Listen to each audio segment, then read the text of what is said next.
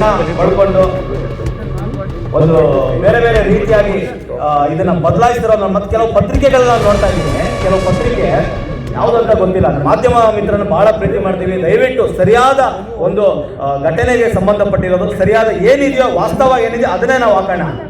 ಯಾರಿಗೋ ಮೆಚ್ಚುಗೆ ಪಡೆಯೋದಕ್ಕೋಸ್ಕರ ನಾವು ಅದನ್ನ ಬದಲಾಯಿಸೋದು ಬೇಡ.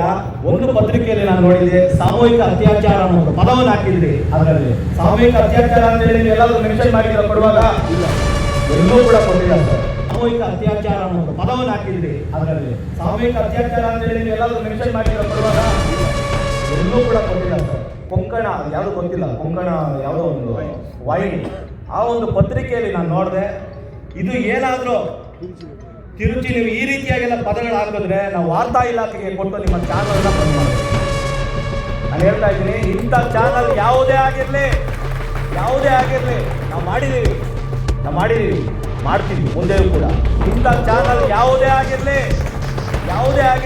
ನಾವು ಮಾಡಿದ್ದೀವಿ, ಮಾಡ್ತೀವಿ ಮುಂದೆಯೂ ಕೂಡ.